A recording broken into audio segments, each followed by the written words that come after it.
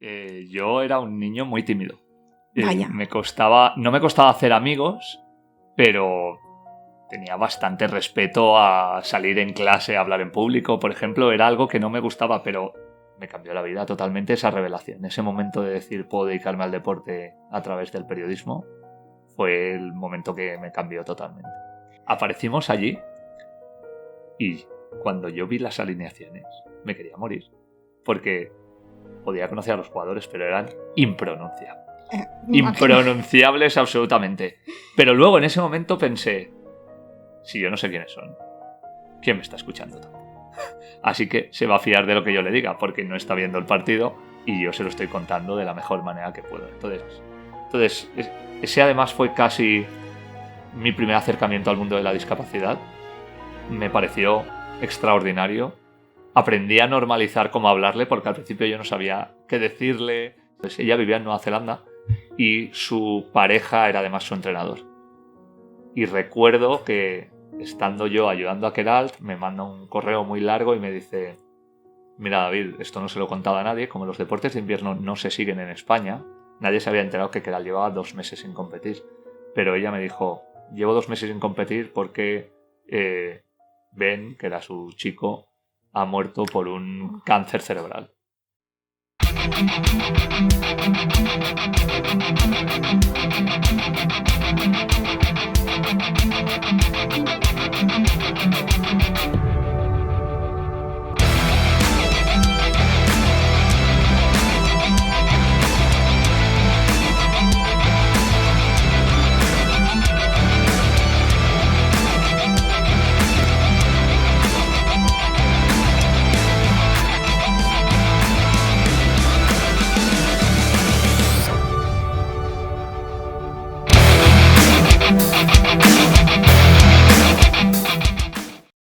Bienvenidos y bienvenidas a un nuevo episodio del Vestuario, un programa de podcast de Miovio Sport, un lugar de confianza donde hablaremos de todo lo que rodea al mundo del deporte, pero sobre todo, a través de la historia inspiradoras de nuestros invitados, haremos visible lo invisible. Así que sube el volumen, que empezamos. Yo soy Manuela Gornati y hoy tengo el placer o el honor, como mejor dicho, de estar aquí con David Blay, un profesional top, periodista, conferenciante, escritor, profesor.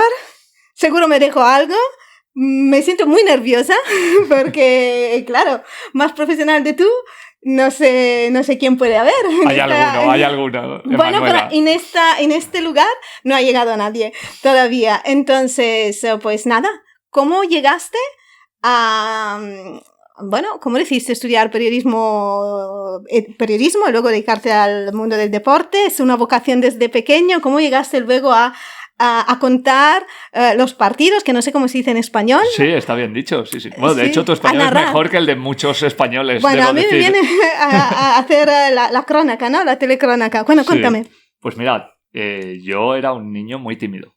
Vaya. No me costaba hacer amigos, pero tenía bastante respeto a salir en clase, a hablar en público, por ejemplo. Era algo que no me gustaba, pero también había como una parte de mí que sabía que aquellas cosas que sí que sabía explicar, me gustaba explicarlas, y cuando lo hacía en casa, la gente me escuchaba, ¿no? Entonces, yo me recuerdo siempre con mi padre y mi abuelo viendo deporte en la tele. Siempre. Y además me gustaba cualquier deporte. Veíamos mucho fútbol, pero bueno, fue la época en la que había 2 canales en España, entonces pues hacían balonmano o baloncesto, y recuerdo verlo siempre con mucha concentración, ¿no? Y en ese momento yo no me di cuenta, pero estaba empezando a empaparme de conceptos que a lo mejor la gente que no veía tanto deporte o que no practicaba tanto deporte no tenía. Y hay un momento cuando estoy estudiando en el instituto, yo no tenía claro qué quería estudiar con 14, 15 años. Había pensado 1.000.000 de cosas, desde arqueólogo, Vaya, por ver las pelis de Indiana Jones, hasta estudiar Derecho por ver una película de abogados. Y hay un momento que un amigo mío, con el que sigo en contacto, que ahora es además fotógrafo deportivo maravilloso para el tenis, para el fútbol, José Manuel Izquierdo, viene un día a clase y dice: creo que voy a estudiar periodismo porque creo que puedo trabajar en el deporte. Yo ya me había dado cuenta de que no iba a ser deportista profesional con esa edad. Y de repente me hace un clic la cabeza. Y digo, ostras, yo puedo trabajar en el mundo del deporte, que es lo que más me gusta, y puedo convertirme en periodista, ¿no? Y ahí hubo un momento, también hubo un clic. En ese momento yo estaba en una situación personal en la que se acaban de separar mis padres. Nunca tuve una rebeldía muy grande, pero sí que tuve una pequeña, ¿no? Y algo me motivó mucho. Y ahí es cuando lo descubrí, ¿no? Y entonces decidí estudiar periodismo, mi madre me apoyó mucho y de repente entré en la facultad en Valencia y vimos que había una radio súper pequeña que se llamaba Radio Luz. Una serie de amigos y yo, ¿no? Entonces allí fuimos a ser pesados hasta que nos dejaron hacer un programa de radio. Y de repente yo cumplo los años el 23 de diciembre. Yo estaba con 17 años, porque todavía no tenía 18, dirigiendo un programa de radio de 1 hora de lunes a viernes. Wow. Y entrevistando a la gente con la que yo quería hablar toda mi vida, que eran los deportistas. Y con toda tu timidez. Ahí me di cuenta que mi timidez se iba cuando le hablaba a un micro por una razón, porque sabía de lo que estaba hablando. Y tenía seguridad en que lo que iba a contar no era algo tópico. O sea, yo intentaba, claro, después de ver tantos años de deporte y de haberme empapado de muchas cosas, intentaba no hablar con los mismos términos que hablaba todo el mundo. Y en eso me he esforzado desde el principio, ¿no? Y ver que podía hacer un programa diario y conseguirlo me quitó mucha parte de esa timidez que luego mantuve en mi día a día hasta hace algún tiempo, pero a mí me cambió la vida totalmente esa revelación. Ese momento de decir puedo dedicarme al deporte a través del periodismo fue el momento que me cambió totalmente. Entonces, saltando directamente al punto de los consejos que llegaremos más adelante, pero considera que para romper un poco esta inseguridad, este miedo de hablar en público, el hecho de saber bien de lo que vas a hablar puede darte esta seguridad o esta tranquilidad de poder romper las pantallas. Mira, yo siempre que he tenido una entrevista con alguien por primera vez en la radio, que venía por primera vez, le he dicho, mira, vamos a ser serios. ¿Cuántas veces le has comido la cabeza a tus amigos tomando cervezas con lo que me vas a contar ahora? ¿Cuántas veces les has destruido la cabeza? ¿Cuántas veces te han llamado pesado? Te han dicho que dejes de decirlo ya, que ya lo saben, que se lo has contado 50 veces. ¿Por qué ahora tiene que ser diferente? Para mí, afrontar una entrevista de radio es decir, me tengo que imaginar que estoy con amigos de cervezas y que les estoy contando cosas que ya les he contado porque las domino. Si te estuviera preguntando cosas que desconoces, entiendo esa desprotección. Pero si a ti ahora mismo te llevo a un estudio de radio y te digo, vale, Manuela, vamos a ver, ¿me podrías dar la receta por la que un jugador puede tener tallarines integrales con verduras y por qué eso es beneficioso para él? ¿Tú crees que me contestarías o que no? Pues sí, seguramente, lo hago todos ¿no? los días. Claro. ¿No? Pues eso es lo que le digo a la mayoría de la gente. Cuando alguien te entrevista por algo que tú sabes. Claro. Porque si no tiene sentido que te llamen para que te entrevisten. Claro, ¿no? y en este caso que cuente un poco tu historia. Entonces, claro. Mejor que tú no la sabe nadie. Claro, claro. Genial, genial.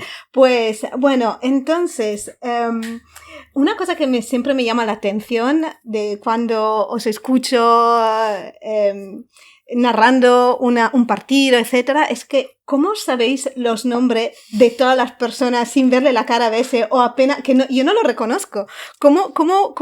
¿Qué habilidad tenéis? ¿Cómo desarrolláis esta habilidad? Mira, no es una habilidad, te voy a contar 2 o 3 trucos. ¿Sí? El primero es que nosotros tenemos una hoja que nos dan con las alineaciones y entonces sabemos dónde juega cada uno y lo ubicamos. Con lo cual muchas veces la mayoría es por dónde están o por el dorsal que tienen. Hay estadios, por ejemplo Mestalla, que están muy altos y a veces desde arriba no se ve bien o están girados. Pero en general, aparte de que tú tengas conciencia de quiénes son, te encuentras con que pues el lateral derecho, que además es un jugador negro, o el lateral izquierdo, que es rubio, son fáciles de distinguir.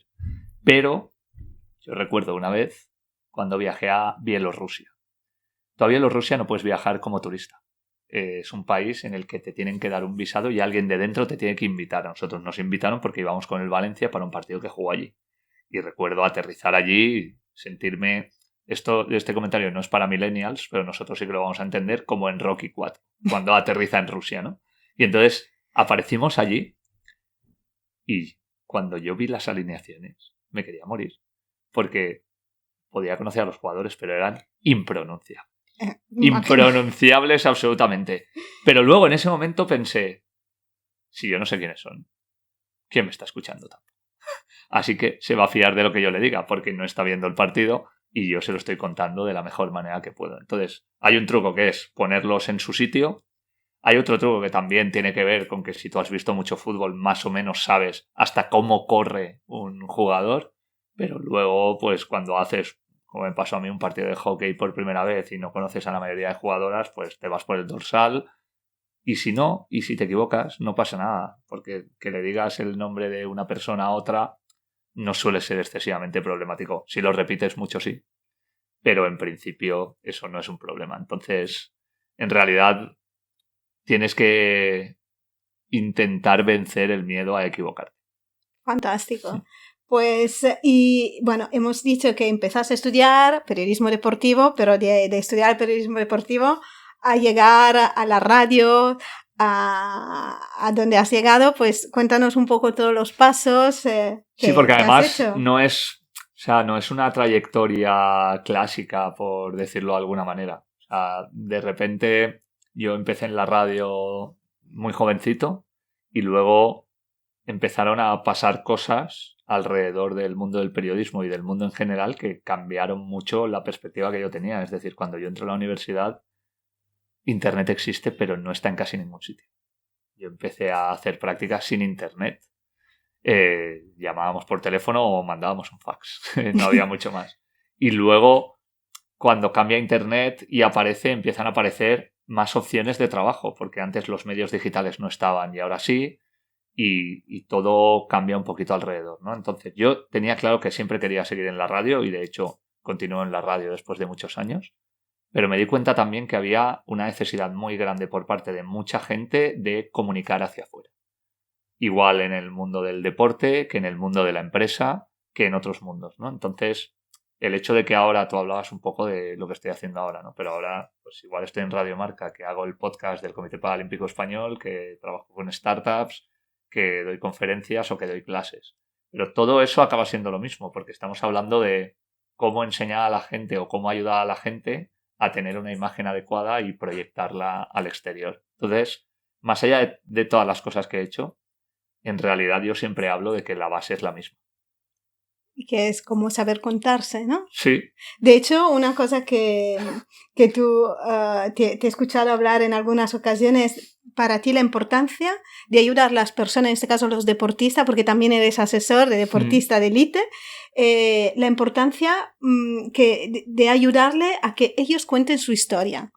¿Y cómo lo haces y cómo empezaste a dedicarte a esto y a ayudarles en esto? ¿Qué es lo que viste? ¿De qué es lo que te diste cuenta? Mira, yo hubo un momento en el que estaba haciendo un programa dedicado al mundo del motor para la tele autonómica de Valencia, que ya ha desaparecido, Canal Nou, y trabajaba prácticamente haciendo reportajes a la mayoría de gente del mundo del motociclismo, el automovilismo. Y entonces hubo un momento que les dije, oye, nosotros te estamos haciendo un reportaje porque hemos llegado a ti por diversas circunstancias o porque he leído algo o porque alguien me ha hablado de ti.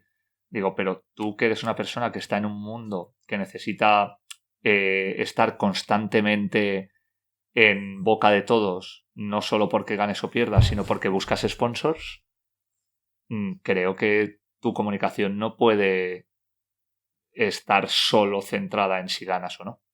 Tú tienes que tener una comunicación durante todo el año hablando de muchas cosas que a lo mejor no tienen que ser solo deportivas, desde que has cambiado la alimentación hasta que eres la primera persona que tiene un preparador físico personal, hasta que has decidido entrenarte donde otros no lo están haciendo.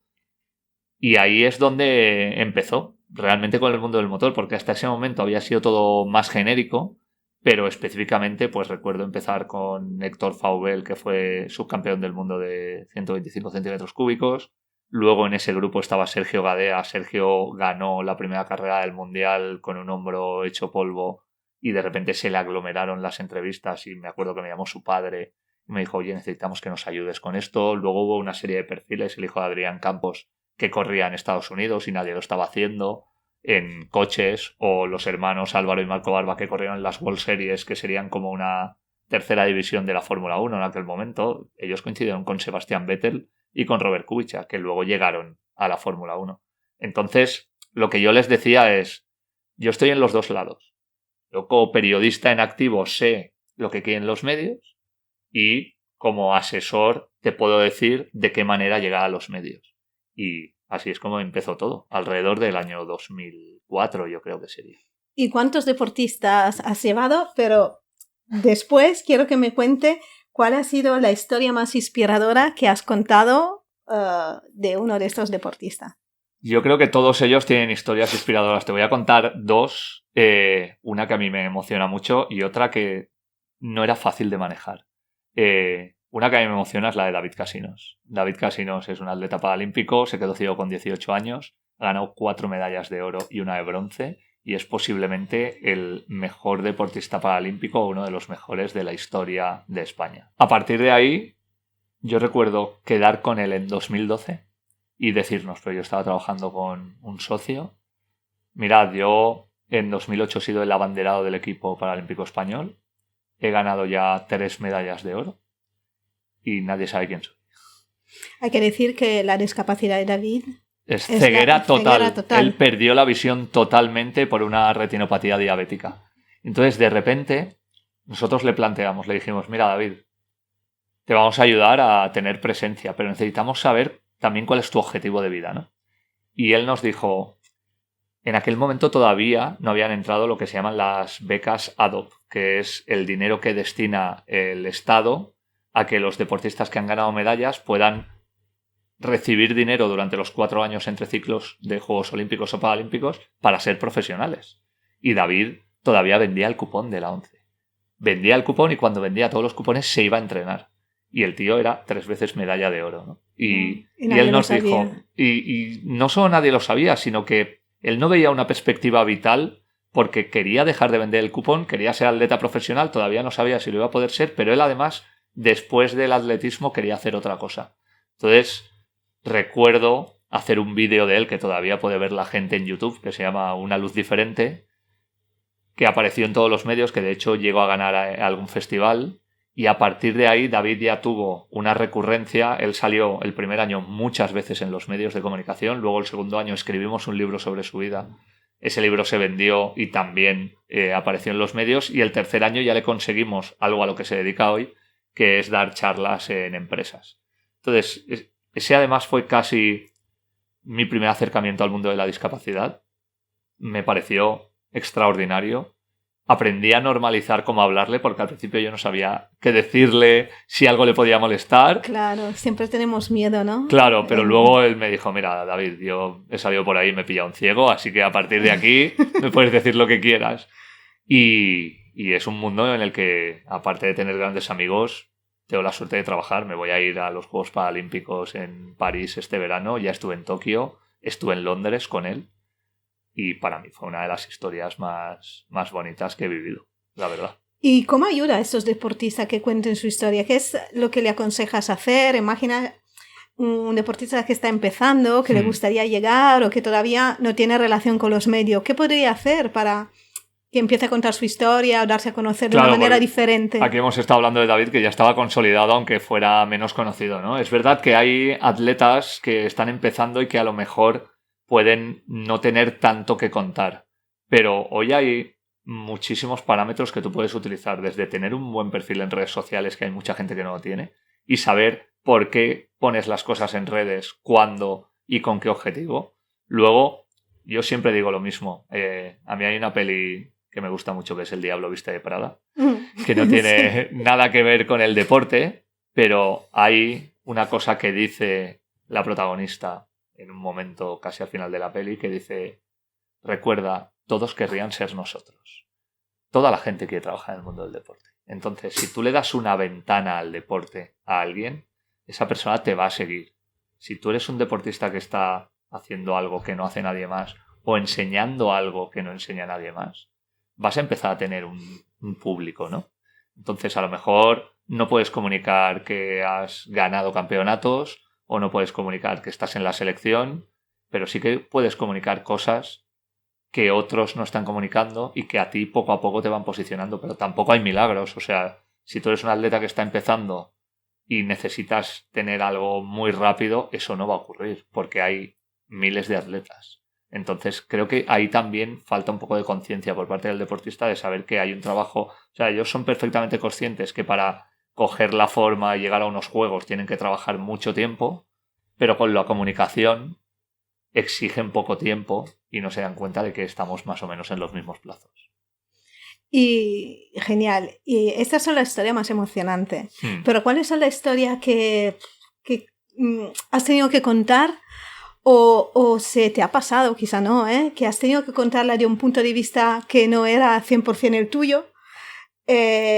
Porque claro, imagino que un periodista a veces se tiene que acoplar o adaptar según el medio con el cual trabaja o la persona, ¿no? ¿Es así o no? Muchas veces, yo en general es verdad que he tenido muchísima libertad y no he tenido ningún tipo de censura, aunque recuerdo, te decía antes que te contaría 2 historias inspiradoras, ahora te cuento la segunda porque tiene que ver con esta pregunta, pero antes a mí sí que me ha pasado que he dado una noticia que en este caso tenía que ver con que el Valencia hace muchos años iba a cambiar su marca patrocinadora y que desde la dirección de marketing y comunicación del Valencia se llamara a una persona con la que yo estaba trabajando para decir que eso no tenía que haberlo contado y que quizá debería plantearse no seguir contando conmigo como trabajador. Yo eso lo he vivido y lo ha vivido mucha más gente, es decir, eso existe. Pero la historia que a mí más me ha golpeado fue una historia en la que yo estaba en este lado, es decir, asesorando a la deportista en este caso. Hay una deportista que es la mejor rider de snowboard de España y una de las mejores del mundo, que es Queralt Castellet. Queralt es catalana, pero vive fuera de España porque ella hace snowboard de una cosa que se llama halfpipe, que es algo así. Y no puede haber un pipe en España porque cuesta 1 millón de euros de mantener y no hay tanta gente, ¿no? Entonces ella siempre ha tenido que vivir fuera, o en Japón, en Suiza o en Nueva Zelanda. Entonces ella vivía en Nueva Zelanda y su pareja era además su entrenador. Y recuerdo que estando yo ayudando a Queralt, me manda un correo muy largo y me dice: mira, David, esto no se lo contaba a nadie, como los deportes de invierno no se siguen en España, nadie se había enterado que Queralt llevaba 2 meses sin competir. Pero ella me dijo: llevo 2 meses sin competir porque Ben, que era su chico, ha muerto por un cáncer cerebral. Y me dijo: yo no sé cómo enfrentarme a esto con los medios, pero sí que sé, después de estos 2 meses, que yo quiero seguir compitiendo. Entonces recuerdo ayudarla, escribir una carta que luego ella revisó para que esa carta fuera como una carta propia, con todo lo que ella me había contado. Elegir una foto que eligió ella, que cada vez que busques pues Queralt Castellet Benjoli en internet te va a salir una foto de ellos 2 jóvenes, abrazados, sonrientes, felices.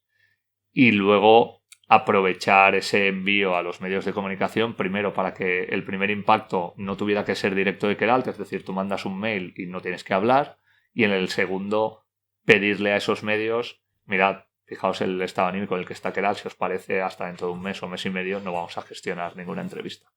Recuerdo especialmente eso, y lo recuerdo también especialmente porque fue un momento muy duro para ella, obviamente, y yo también lo viví en primera persona, pero a través de ahí Queralt renació y consiguió una medalla que se le había escapado un par de veces en los Juegos y ahora es una persona de absoluta referencia, pero imagínate la dificultad de comunicar eso en aquel momento. Impresionante, la verdad. Y de hecho, te quería preguntar un poco cuáles son las dificultades de un periodista deportivo, tanto cuando tienes un programa de radio o cuando estás llevando la comunicación de un deportista. ¿Cuáles son los retos, ¿vale?, al que se enfrenta un periodista deportivo? Mira, ahora mismo muchos más que cuando yo empecé, porque cuando yo empecé tú tenías acceso a la mayoría de deportistas. Tú podías ir a un entrenamiento de un equipo de fútbol que acabara de entrenamiento, hablar directamente con los jugadores, incluso pararles en el coche. Hay veces que irte a comer con ellos. Ahora mismo hay un control absoluto sobre los deportistas y los periodistas prácticamente no podemos acceder, pero es que a veces no podemos acceder ni a los entrenamientos, a veces solo podemos acceder 15 minutos, ¿no? Entonces, la gente tiene que entender que nuestro trabajo es dar información. Y la información te la da la gente de dentro. Entonces, tú tienes que tener buena relación con los deportistas, con los directivos, con la gente del club. Y si eso cada vez se va cerrando más, para nosotros es más difícil dar buena información. Nosotros no queremos criticar a nadie. Simplemente, si no somos capaces de contar lo que está pasando, no podemos tener una opinión bien formada y no podemos informar a la gente para que tenga a sí mismo una opinión, ¿no? Entonces, yo creo que ahora mismo el gran reto es ese. Siempre ha sido un reto porque para mí la mejor definición del periodismo es contar algo que alguien no quiere que se sepa. Entonces, todo lo demás no lo es. O lo es de otra manera, pero el periodismo puro es eso. Entonces, claro, si alguien no quiere que tú sepas algo, siempre hay una dificultad para que lo cuentes. Y con eso está nuestro trabajo del día a día. Claro, me parece genial lo que dice, pero ¿tú crees que hoy en día esto haya cambiado un poco en el sentido que se busca más el sensacionalismo antes que el contar algo que no se sepa? ¿Cómo ves que quizá otros compañeros lo están haciendo? ¿Estás de acuerdo? Tú vienes del país de Mediaset, Vale. no hace falta que te cuente nada, pero Cuanto yo más creo que sensacional la noticia, mejor. siempre ha habido sensacionalismo y ya no hablo en Europa. Estados Unidos está muy por encima. De hecho, hay cadenas como Fox News que saben que no dicen la verdad, pero hablan para un público conservador estadounidense que quiere que le cuenten esas cosas, y hay documentales y hay denuncias y hay hechos probados y ellos lo siguen haciendo, ¿no? Yo siempre le intento explicar a la gente una cosa. Hay buenos y malos periodistas como hay buenos y malos abogados. Y hay un problema que mucha gente desconoce. Con la crisis de 2007, después de la construcción, el segundo sector que más empleo destruyó fue el periodismo. ¿Por qué? Porque las empresas tenían menos dinero, dejaban de pagar publicidad, eso hacía que los medios tuvieran menos ingresos y decidían despedir a gente. Pero nunca se ha repuesto esa gente. Es decir, sigue habiendo las mismas páginas, además hay páginas en internet, además hay podcast, además hay programas en directo, pero las personas son menos que cuando todo eso no existía. Entonces, hay un momento en el que tú puedes hacer un esfuerzo, 2, 3, pero al quinto tu trabajo no va a ser igual de bueno. Yo siempre pongo un ejemplo, yo soy de un pueblo a 20 kilómetros de Valencia, que es Almusafes, donde está la factoría de la Ford. Si hacen falta 4 personas para hacer un coche y quitas 2, las otras 2 harán lo que puedan y seguramente sacarán 80 coches adelante, pero el 81 habrá un problema. Y eso puede hacer que la gente deje de comprarte porque vea que tus coches no están bien hechos. Eso pasa con el periodismo. Que luego hay gente que utiliza el sensacionalismo, yo creo que siempre la ha habido, aunque ahora es más visible. Pero también tiene que ver con que tenemos menos acceso a la información, con que es más fácil hacer estas cosas, con que hay gente que lo ve. Entonces, bueno, al final yo creo que tiene que haber un poco de todo y que hay muchas personas que distinguen cómo informarse bien y cómo no hacerlo. ¿Y cómo crees que ha influido la tecnología en esto? ¿Qué ha cambiado para un periodista también? ¿Para bien y para mal? Mira, para bien, yo creo que hay muchos periodistas que han podido vivir de su marca personal. Antes tenían una marca en un medio determinado, pero era difícil que se pudieran salir de ahí. Y eran gente brillante. Y gracias a eso, gracias a las redes y a la tecnología, fíjate, ya ni siquiera con la marca personal, gracias a la tecnología yo con un teléfono móvil puedo hacer un podcast en directo desde la Villa Paralímpica de París. Cuando antes hubiera tenido que llevar un estudio de radio, hubiera sido enormemente problemático, ¿no? Entonces, yo creo que la tecnología nos ha facilitado mucho las cosas. Ahora, ¿qué es lo que pasa al otro lado? Pues al otro lado la tecnología en un momento determinado puede hacer parecer que hay más gente que puede ejercer como comunicador, no como periodista. Pero yo siempre digo lo mismo y no estoy tirando piedras contra mi profesión, pero creo que hay gente que tiene mucha capacidad de comunicación y hay gente que maneja mucha información sin ser periodista. Y yo tengo amigos que estudiaron 5 años de carrera y que son brillantes estudiantes, pero les pones un micrófono delante y se ponen a temblar. Entonces, creo que hay una parte en la que tenemos que entender que el periodismo es no solo contar lo que alguien no quiere que se sepa, sino fiarte de gente con la que hablas para construir un relato fiable, pero la comunicación es otra cosa. Entonces, yo no... a mí la comunicación que hace Ibai no me gusta, pero eso no significa que no piense que es un fenómeno. Y es un tío al que sigue más gente de la que me seguirá a mí durante los próximos 25 años. Y que ha creado un formato de comunicación extraordinario. Y luego hay periodistas que están en una radio, pero luego tienen su canal de Twitch. Para mí, nada es bueno ni malo. Y la tecnología nos ha ayudado mucho. Pero también es verdad que da entrada a mucha otra gente. Y yo creo que ahí el problema es distinguir quién te está dando buena información y quién no lo está haciendo. Hay una cosa que me llama mucho la atención y me sorprende siempre muchísimo, conociéndote también, que tú te llevas bien con todo el mundo. ¿Cómo se consigue esto? No siempre. No siempre, pero bueno, tienes una habilidad para gestionar las personas, los contactos, etcétera. La verdad, yo conociéndote lo aprecio mucho en ti y siempre me pregunto, ¿cuál es el secreto para llevarse bien con todo el mundo? Porque tu profesión también no es fácil, a veces es incómoda para ciertos. Yo con amigos o gente que consideraba que eran amigos míos deportistas he tenido broncas porque les he hecho una crítica y luego además les he explicado el porqué de esa crítica, pero ellos no se la han tomado bien. Es normal, si a mí alguien me critica cada día, yo lo puedo querer mucho, pero acabaré enfadándome, ¿no? Pero es verdad que lo que dices tiene más que ver con las relaciones públicas. Y eso lo he heredado de mi madre. Mi madre se separó de mi padre cuando yo tenía 12 años y mi hermano 8. Nos habíamos venido a vivir a Valencia hacía relativamente poco desde Almusafes y nos ha sacado adelante ella sola. Era una persona que era profesora de instituto, de repente se recicló y empezó a estudiar, se convirtió en la primera directora de una escuela de azafatas en Valencia, luego la fichó otra, luego la acabó fichando el grupo Ros Casares como directora de Relaciones Externas y yo siempre he ido con mi madre, de hecho me he ido de juerga con mi madre porque ella conseguía los pases VIP y me he ido a comer a sitios maravillosos con mi madre que en teoría yo creo que en aquel momento no podía pagar y lo que me ha enseñado es a intentar ayudar a la gente. Y cuando intentas ayudar a la gente, al final es mucho más fácil que te lleves bien. Yo hay gente con la que no me llevo bien y gente con la que no he acabado bien, y eso me afectaba mucho. Y en algún momento me ha afectado muchísimo. Pero también hay un momento en el que te das cuenta, por ejemplo, yo no sé cuándo le pasa a la gente, pero hay un momento en tu vida en el que tú sabes de repente que las amistades que creías que van a ser para toda la vida no lo van a ser. Y yo creo que ese es como un corte vital, ¿no?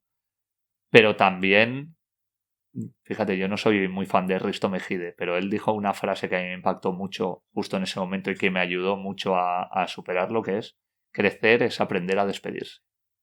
Que es, bueno, tú pensabas que esta gente iba a ser amiga tuya hasta los 70 años, de repente se ha cortado la cosa con 30, te ha afectado mucho, pero no todo el mundo puede ser tu amigo todo el tiempo. De hecho, cada vez tienes menos amigos, ¿no? Yo tengo muchos conocidos y tengo mucha gente a la que quiero mucho, pero no todo el mundo somos amigos íntimos. Entonces, lo que me enseñó mi madre es eso: pórtate bien con la gente. Bueno, habrá gente que no se lo tome bien. Luego, como periodista, pues cuando critiques a alguien, habrá gente que te diga que no le parece bien, y estoy totalmente de acuerdo, pero no le puedes gustar a todo el mundo. Ya, totalmente de acuerdo. Y eso también, un poco asumirlo, te hace vivir un poco mejor también, sí, ¿no? Un poco más tranquilo. Más tranquilo, porque sobre todo hoy con la exposición en las redes sociales, la crítica, etcétera, yo creo que es un pensamiento que a todo el mundo le tormenta bastante, ¿no? Es un problema. Hablabas tú antes de atletas jóvenes. Un atleta joven de 19 años que tenga éxito y que intente contarlo incluso desde la humildad en las redes sociales, siempre va a tener haters.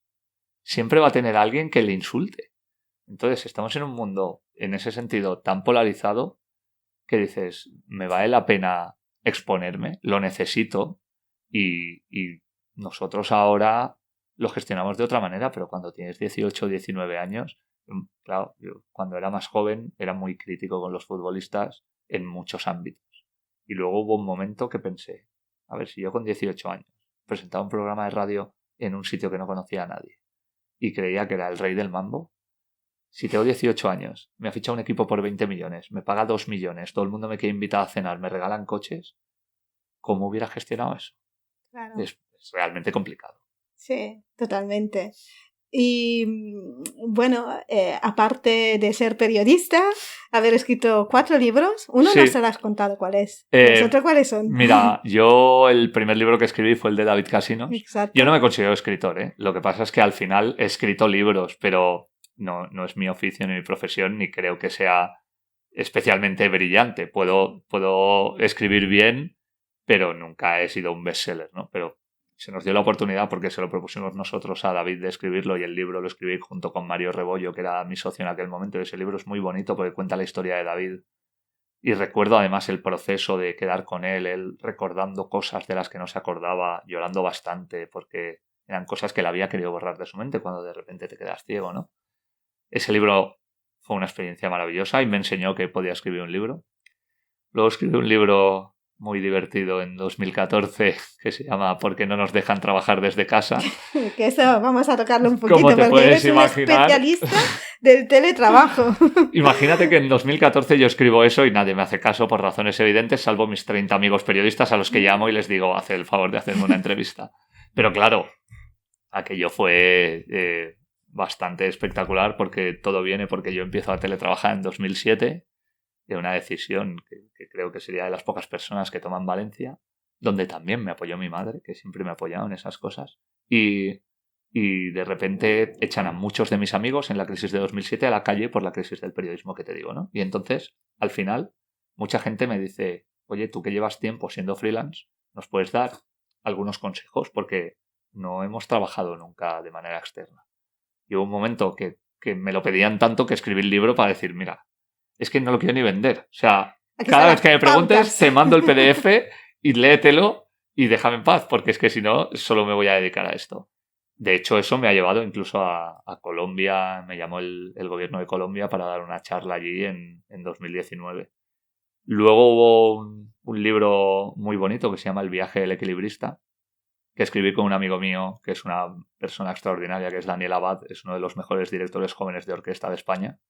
Y tuvimos una conversación porque nuestros hijos tienen la misma edad, van al mismo colegio, nuestras mujeres fueron al mismo cole, tienen la misma edad, al final confluíamos en muchas cosas y los dos estábamos en un momento de querer pasar más tiempo con la familia, pero de estar creciendo profesionalmente mucho y aún así gestionar ese crecimiento profesional con equilibrio entre estar en casa y tener oportunidades que eran grandes, ¿no? Y escribimos un libro que es una fábula que se llama El viaje del equilibrista, del que yo estoy especialmente orgulloso porque es un libro que me gusta mucho y además cuando mi hija mayor era más pequeña me pidió que se lo leyera, lo releí en pandemia y dije, ostras, aquí estamos diciendo cosas que ahora son muy importantes.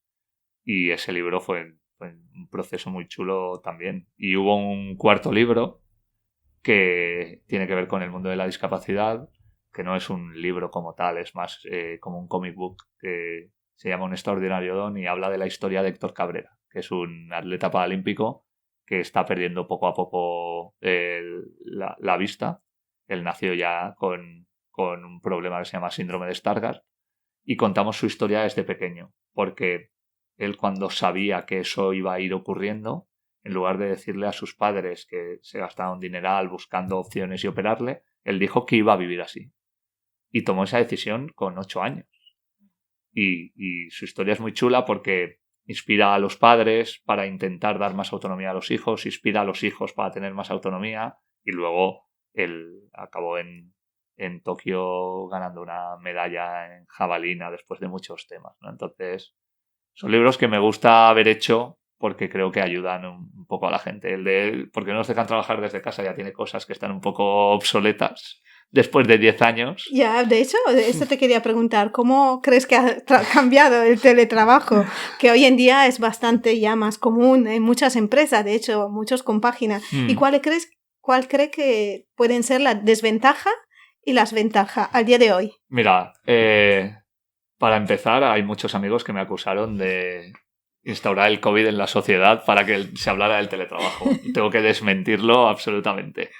Pero es verdad que ahí me llamó mucha gente. De hecho, recuerdo que puse el libro en LinkedIn colgado en mi perfil 30 días gratis para quien se lo quisiera descargar por si le podía ayudar.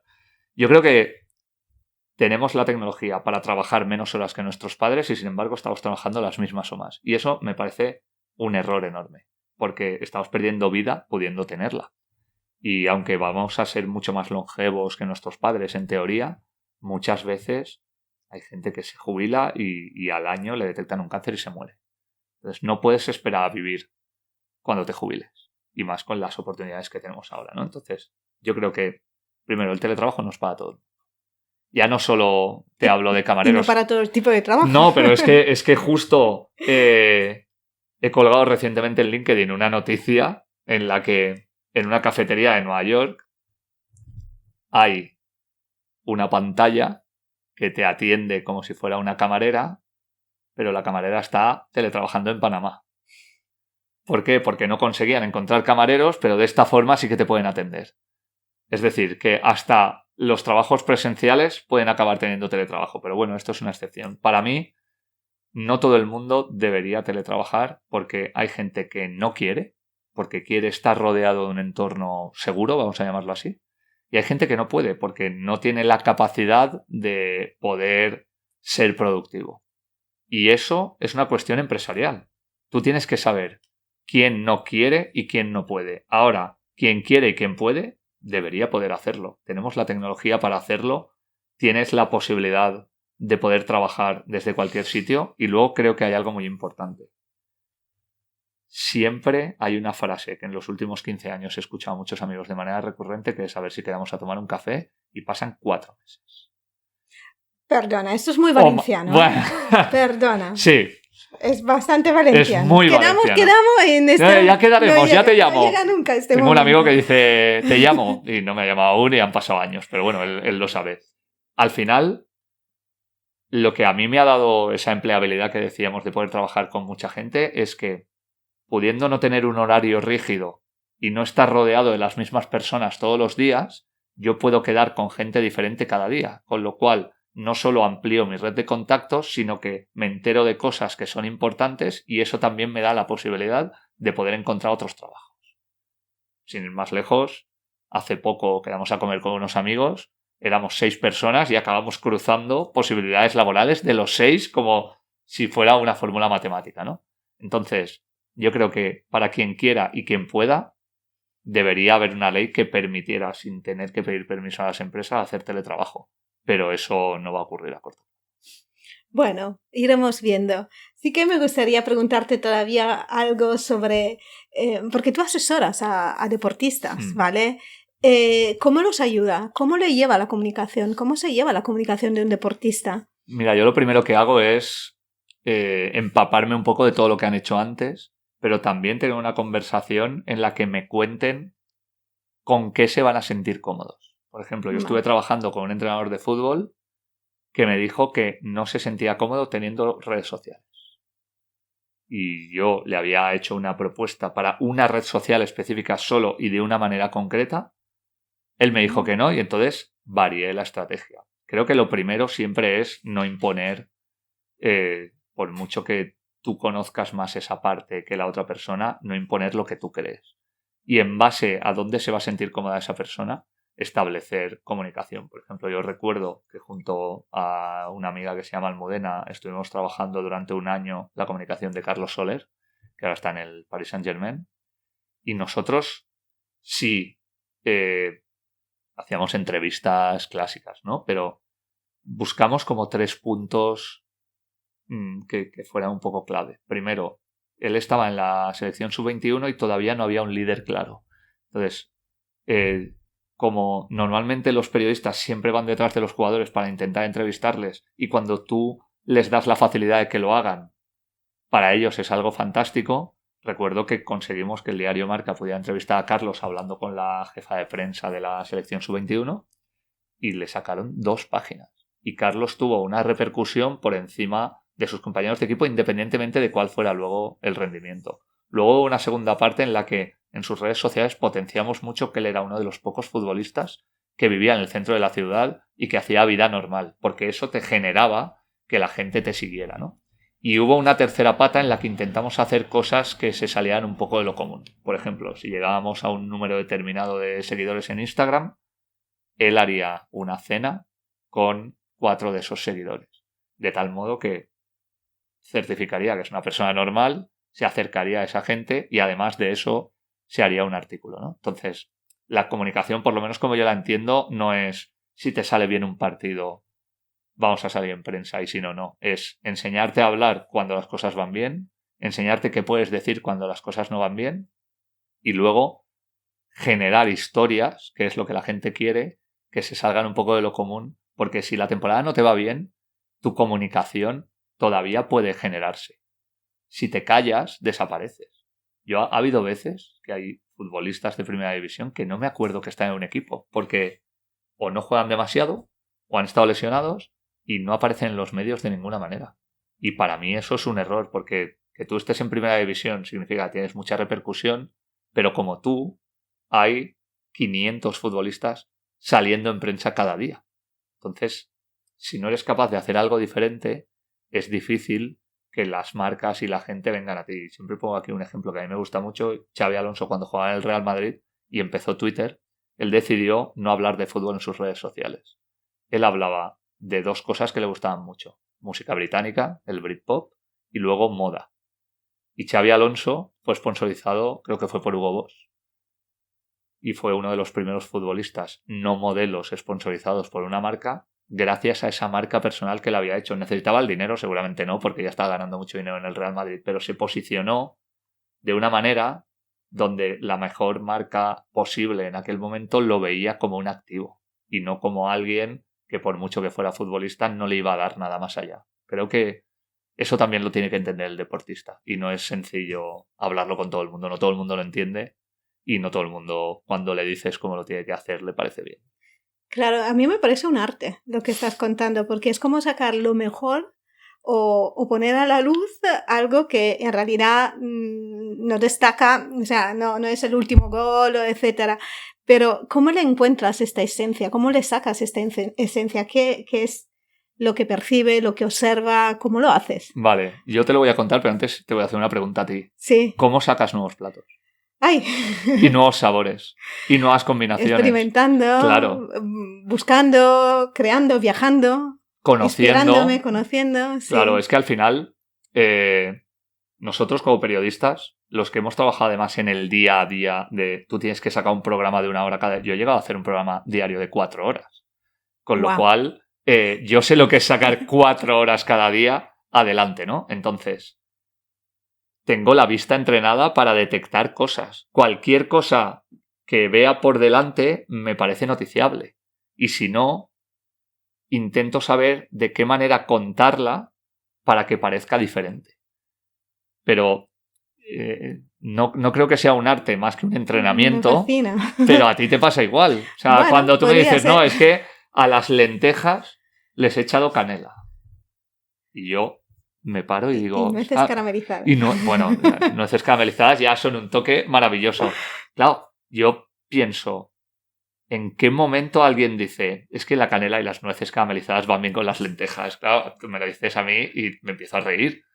Pero cuando se lo explicas a la gente y encima lo pruebas, dices, ostras, pues tenía razón. Y eso viene porque has hecho muchas pruebas antes, te has dado cuenta que con determinados sabores un toque dulce encaja de una manera que te puede gustar. Yo recuerdo siempre, además es que ni me acuerdo del nombre del sitio y no creo que vuelva a Udine. Pero recuerdo en un viaje con Valencia Basket a Udine contra un equipo que se llamaba el Snaidero de baloncesto, nos llevaban a un sitio italiano de pasta y siempre recordaré unos triángulos de pasta blanca con canela. Y es uno de los platos que más me ha gustado en mi vida de Italia. Pero ni sé dónde me lo tomé, ni sé lo que eran, ni seguramente lo vuelvo a probar, ¿no? Pero al final alguien decidió que eso funcionaba. Pues no estamos tan lejos en lo que hacemos en el día a día. Bueno, interesante. Tengo unas curiosidades más que preguntarte. Hemos hablado antes que muchos quizá deportistas no se quieren exponer en las redes sociales. Quizá tienen miedo de estos haters, ¿no? Que le pueden afectar su imagen. Pero bueno, al final lo hay. Hay quien nos apoya y quien nos odia. Al final es así. ¿Qué consejo podría darnos un poco a todo el mundo para saber gestionar, porque al final no le puedes impedir que escriban lo que quieran escribir. Mira, yo lo primero que le digo a la gente es que si no quiere estar en las redes, no esté. No tienes ninguna obligación. Luego, si quieres estar en las redes, pregúntate por qué. Es decir, si tú quieres un Instagram para hacerte stories de postureo, perfecto. Pero hazlos bien. Si tú quieres un Instagram para hablar de algo privado, perfecto. Pero asume que alguien puede conocer más de ti de lo que tú querrías. Si tú quieres estar en muchas redes, ten una estrategia. Porque subir cosas porque sí, simplemente te da volumen, pero no te da una estrategia ni un porqué. Cuando tú quieras contar algo, pregúntate, ¿por qué quiero contar esto? ¿Cada cuánto tiempo? ¿Cuál es mi objetivo? ¿Dónde me gustaría llegar? ¿A quién? ¿Quién me gustaría que lo viera? Y cómo podría yo contactar con personas que pudieran ser interesantes. Yo te voy a poner un ejemplo mío, ¿vale? De cosas que hice, creo que fue en 2016, porque había nacido mi hija pequeña ya y recuerdo esa noche vieja que la pasamos en Madrid. Yo recuerdo que dije en 2016, necesito optimizar LinkedIn. Creo que es una herramienta extraordinaria a la que no estoy sacando ningún partido. Yo tenía un muy buen perfil de LinkedIn, pero no colgaba nada. Entonces dije, vale, ¿para qué quiero yo LinkedIn? Es una red social profesional. Muchas veces me cuesta, como te ha costado a ti al principio, explicar qué hago porque hago muchas cosas. Siempre me dicen, ¿pero tú a qué te dedicas? Y entonces tengo que hacer un pitch de media hora, ¿no? Y al final lo que digo es, vale, yo quiero hablar de comunicación, quiero hablar de deporte, quiero hablar de teletrabajo y en algún caso de temas que haya tocado y que puedan ser interesantes. ¿Qué es lo que hice? Hice algo que le digo a mucha gente, ahora con ChatGPT es más fácil, ¿no? Yo no lo uso, pero hay una posibilidad en Google que se llama alertas de Google. Tú te vas a Google Alerts, le pones una palabra clave y cada 24 horas Google te va a mandar noticias que contengan esa palabra clave. Entonces yo tengo como 3 opciones de publicación. Hago una publicación de lunes a viernes a las 9 de la mañana en LinkedIn siempre, sobre esos temas que te he dicho. Entonces, una publicación puede ser, por ejemplo, cuando esté este podcast, compartirlo, porque es una publicación de algo mío personal. Una publicación puede ser algo que me haya llamado la atención y que creo que tengo que compartir con la gente que me sigue. Y una tercera parte es algo que he descubierto en las alertas de Google y que me parece interesante. Por ejemplo, descubrí hace poco que Repsol va a sacar una tarifa destinada a segundas residencias y teletrabajo. Entonces el comentario que hice es, puede haber estudios que digan que el teletrabajo está más o menos implementado, pero si una multinacional saca un producto es para ganar dinero, con lo cual habrá entendido que ahí hay negocio. Simplemente eso, nada más, pero generas un debate y hablas de actualidad desde tu punto de vista. Entonces yo sé para qué quiero LinkedIn. Por ejemplo, mi Instagram es personal.